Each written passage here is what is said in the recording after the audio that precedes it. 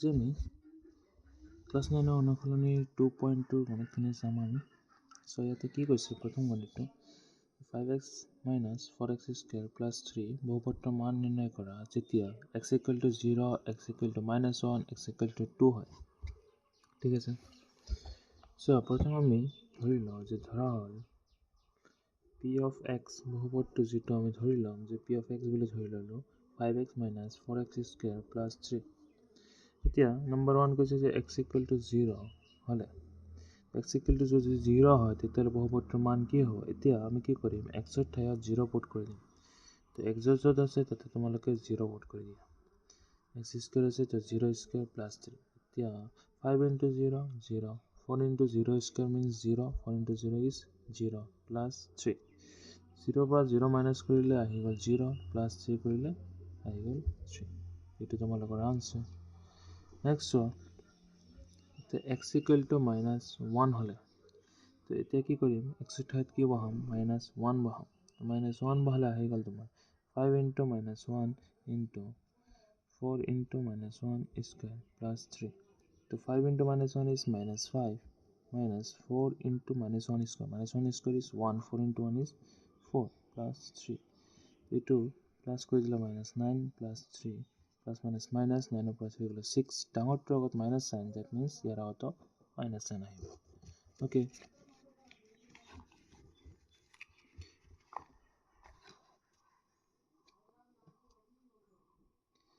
now x = 2 হলে p of 2, that means 5 * 2 minus 4 * 2 square plus 3. So 5 * 2 is 10, 4 * 2 square, so 2 square means 4, 4 * 4 is 16 plus 3. Now 10 plus 3 is 13 minus 16. So plus minus a minus 16 over 13 gula ahi gol 3. Down to got minus sign, so yata hibo minus sign. So ekebare easy maths number 1 or khani okay halke sailo halke bujhi labo. Number 2 so তলৰ বহুপদবোৰৰ প্ৰত্যেকৰে p of 0 p of 1 p of 2 নিৰ্ণয় কৰা। Same ধৰণে কৰিব লাগে, same গণিত কৰিব লাগে। so 2 নম্বৰ বহুপদটো দি আছে প্ৰথম বহুপদটো p of y equal to y square minus y plus 1। তো প্ৰথম উলিয়াব লাগে p of 0 মানে কি x y ঠাইত ইয়াত অর্থাৎ যেটো চলক আছে চলকৰ ঠাইত 0 আহি যাব। y square আছে তার ঠাইত আহি গ'ল 0 minus 0 plus 1 তো কি আহি গ'ল 1। ঠিক আছে। তো p of কি উলিয়াব লাগে p of 1 উলিয়াব লাগে। তো এইবাৰ y ঠাইত 1 আহি যাব। তো 1 square minus 1 plus 1। তো 1 is plus minus কাটা গ'ল থাকিল কি 1 square মানে again 1। p of এইবাৰ উলিয়াব লাগে 2 বহাই দিয়া। 2 square minus 2 plus 1। তো 2 square মানে 4 plus minus minus 2 পৰা 1 গ'লে 1 ডাঙৰটো আগত minus sign তো ইয়াতো minus sign। তো 4 পৰা 1 minus কৰিলে আহি গ'ল 3। ঠিক আছে একেবাৰে ইজি। 2 নম্বৰটো চোৱা p of t দিয়া আছে p of t equal to 2 plus t plus 2t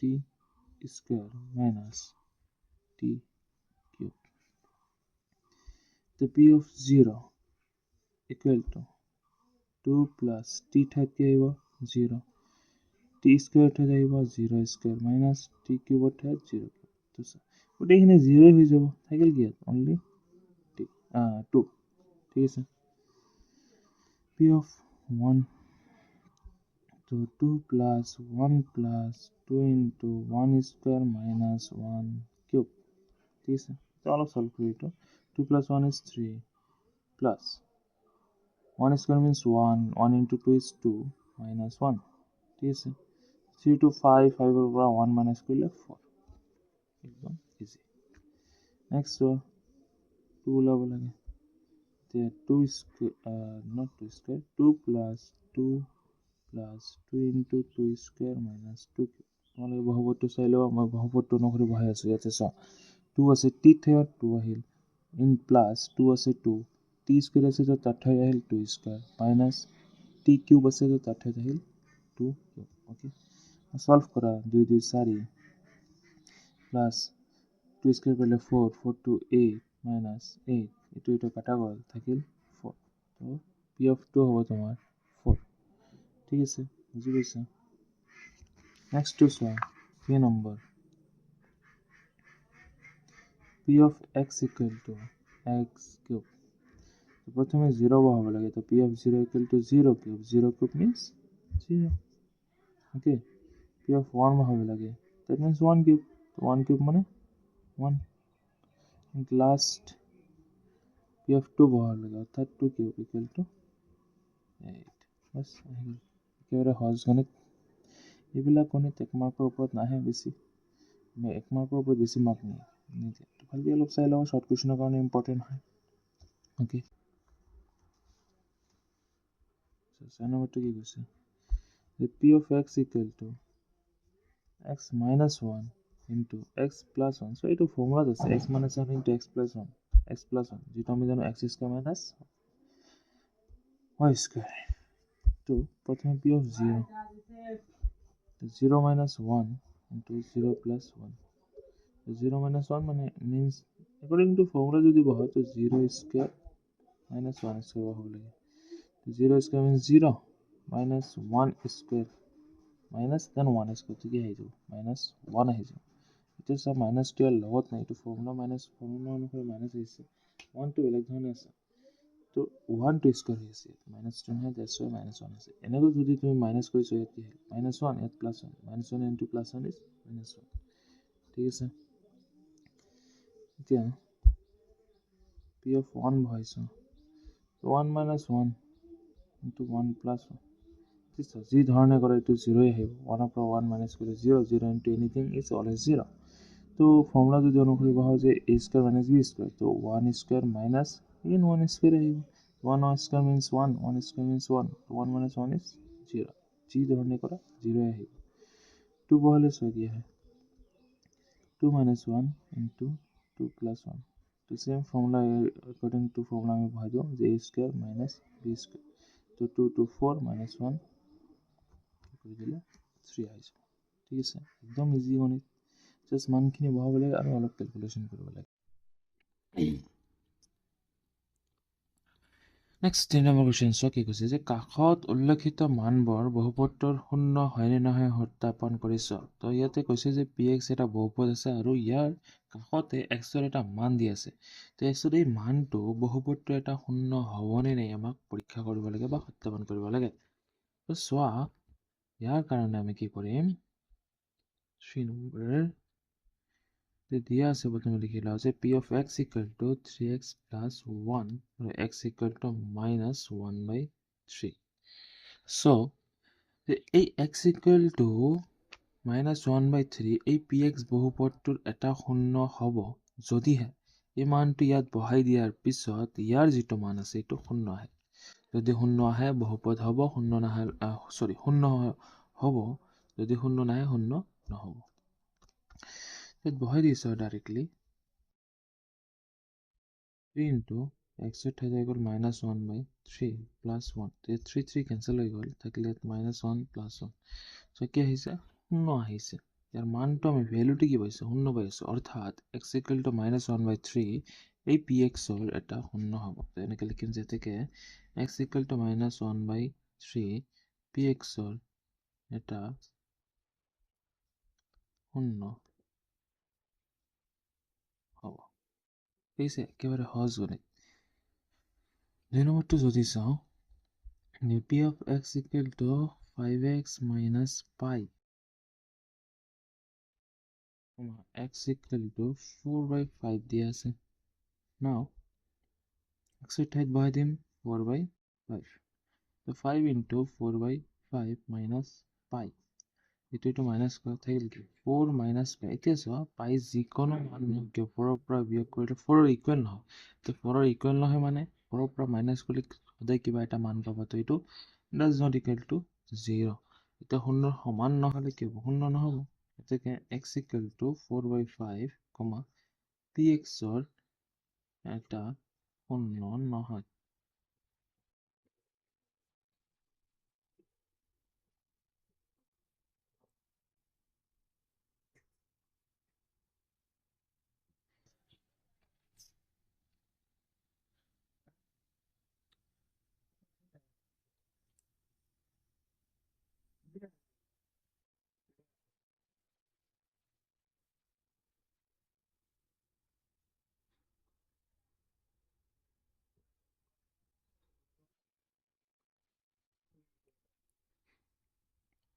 p of x equal to x square minus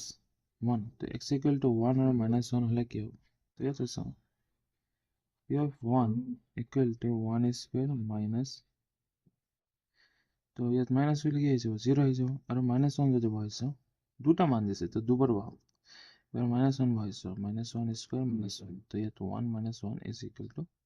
0 দুটা ক্ষেত্ৰতে কি হৈ আছে 0 হৈ আছে না গতিকে আমি লিখিম যে x equal to 1 minus 1 px ৰ শূন্য হয়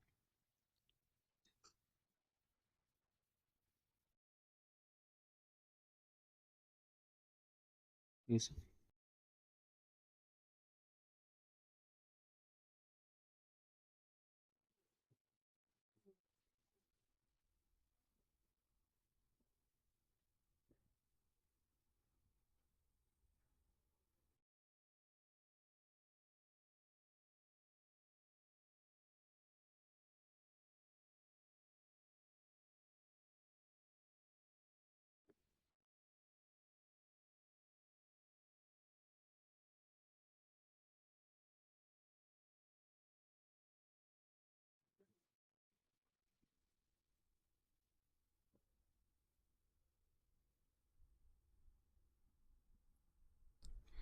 If p of x equal to x plus 1 into x minus 2 that x equal to minus 1 আৰু 2 হলে ইয়াৰ x equal to minus 1 আৰু 2 px ৰ এটা শূন্য হ'ব নে নাই চা তো এটা এটাকে বহাইছা x ৰ ঠাইত minus 1 এবাৰ minus 1 minus 2 ইয়াত কি হয় 0 anything multiplied to 0 is always 0 তো কি কৰিলে minus 3 আহি যায় equal to কি আহিব 0 আহিব 2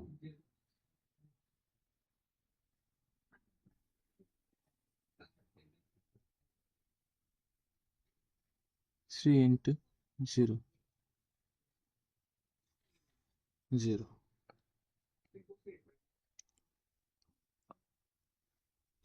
ঠিক আছে তো এটাকে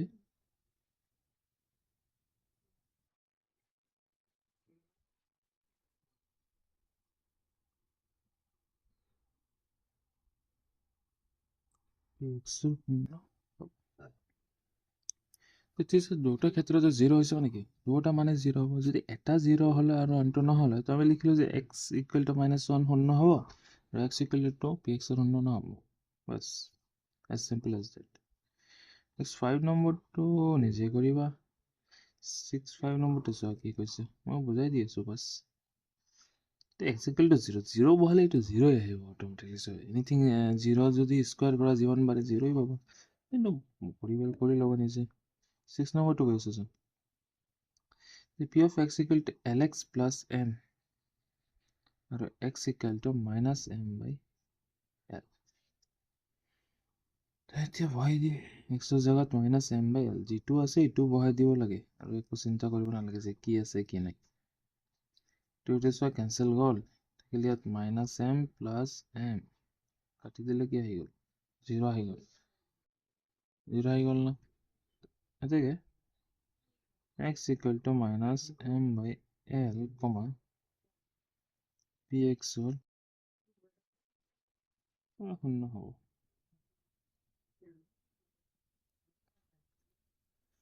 ঠিক আছে তো লাস্ট 7 নম্বৰটো কৰাই দিওঁ বাকি 8 নম্বৰটো তোমালোকে নিজে কৰিবা আৰু আনসাৰটো কমেন্টত শেয়াৰ কৰিবা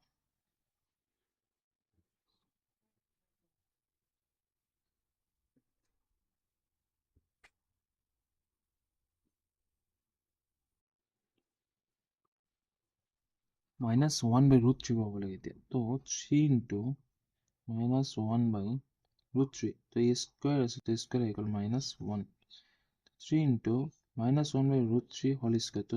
স্কয়ার মানে কি দুটাতে স্কয়ার minus 1 স্কয়ার করলে আহি গল 1 root 3 স্কয়ার করলে আহি যাবে 3 minus 1 3 3 cancel 1 minus 1 equal to 0 ঠিক আছে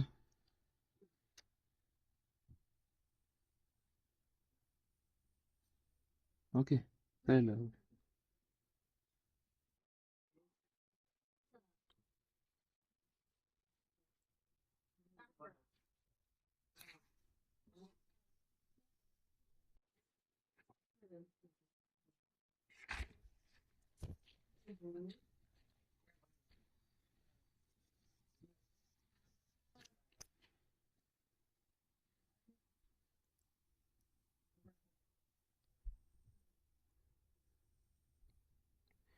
So 2 by 3 by the 3 into 2 by root 3 whole square minus 1. The same, so 4 divided by 3 into 1. So 2 square will 4, 3 square will 3. So 3 cancel, 4 minus 1 equal to 3. So how to show my 0 by 3 to show 0 point. Then I can x equal to minus 1 by root 3 px or no. X equal to minus or not minus 2 by root 3 px or no how about it? Okay, তো বাকি এটা আছে 8 number তোমালোকে নিজে অলপ চাই ল'বা 4 নম্বৰটো মই পঢ়াই দি আছো যে তলৰ কথিত বহুপদৰ শূন্য নিৰ্ণয় কৰা শূন্য ওলাব লাগে ঠিক আছে এতিয়া প্ৰমাণ কৰিলে যে শূন্য হয় নে নহয় এতিয়া শূন্যটো উলিয়াবই লাগে পি এক্স যি আছে x + 5 ইয়াৰ শূন্য ইয়াৰ শূন্য মানে কি এই ভ্যালুটো শূন্য হ'ব লাগিব হয় না তো x + 5 = 0 হ'ব লাগিব ডাইৰেক্টলি লিখি লওঁ যে x + 5 = 0 এইটো 0 পুট কৰি দিয়া আৰু ইয়াৰ পৰা x ৰ মান উলিয়াই দিয়া x ৰ 5 টো এইফালে লৈ গ'লে আহি গ'ল -5 গতিকে x = -5, px ৰ এটা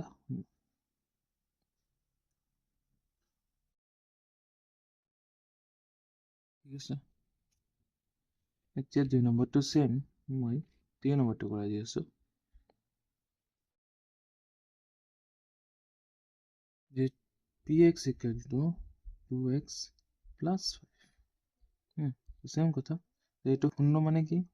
যে 2x + 5 = 0 ইয়াৰ পৰা x উলিয়াব লাগে চা তো +5 আছে ইফালে আনিলে হৈ গ'ল -5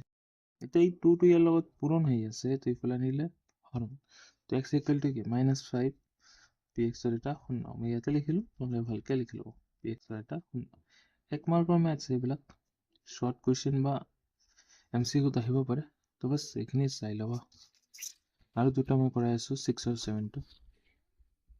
6 আৰু 7 টো মই আৰু কৰাই আছো বাকিখিনি অলপ নিজে চাই লবা p of x = ax so ইয়াত কৈছে যে a does not equal to 0 যে a কিন্তু 0 নহয় এইটো মানে কি x = 0 তো এতিয়া x মান কি 0 by a তো এতিয়া a ৰে 0 খন পেলে কি পাবা 0 ই পাবা এনিথিং এই কোন বস্তুৰে তুমি 0 ক তুমি ডিভাইড কৰা কি পাবা 0 ই পাবা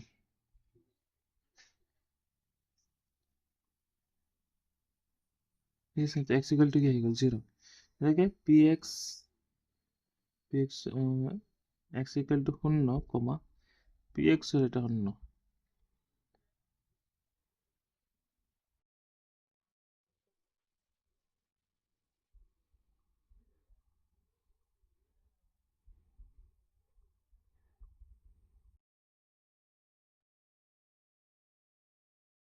এইটো সেম 0 কৰি দিয়ে px = 0 তো cx + d = 0 তো x উলিয়াব লাগে স্যার প্লাস d টো এফালে আনিলে -d তো c টো মাল্টিপ্লাই হৈছে এফালে আনিলে d/c তেতিয়াকে x = -d/c, px ৰ এটা 0